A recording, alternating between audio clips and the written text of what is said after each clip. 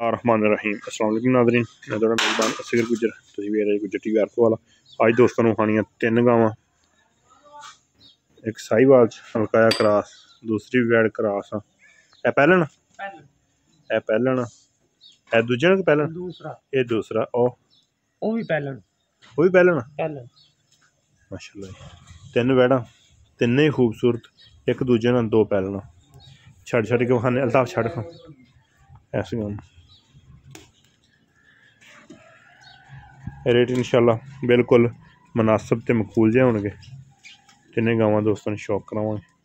वैड़ बड़ा लिबास बनाउंदी हुंदी, सोहना, बड़ी खूबसूरत ते प्यारी वैड़। मूँह चोलस्तानी ते साहिवाल दा क्रॉस।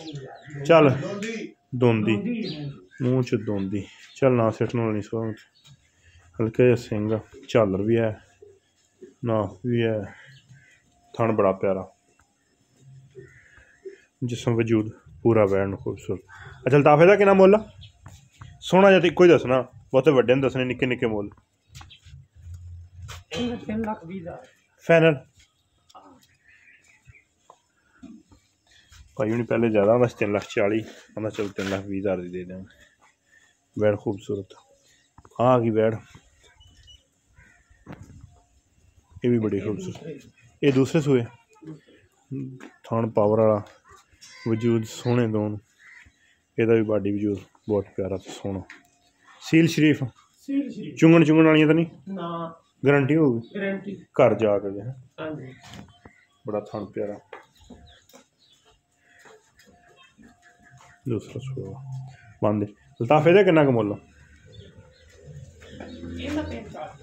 3 लाख 3,40,000 ठीक है भाई दोस्तों। ये भी वैड खूबसूरत है, 3,40,000 रुपये छड़ उसमें। यह भी क्रॉस दे विच बड़ी सोहनी वैड है भी।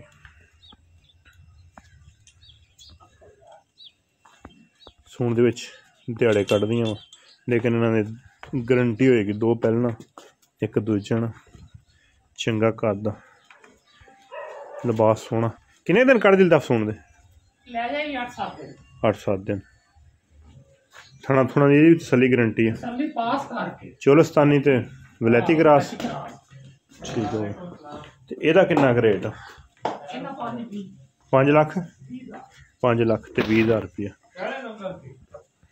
3 वैड़ा छोटी जी दोस्तों ने वीडियो विखाती, इंशाल्लाह दोस्तों ने सोहनी लगनी। 3,20,000 पहले नंबर ते, 3,40,000 पहलन वैड़ा, है दूजन, है पहलन।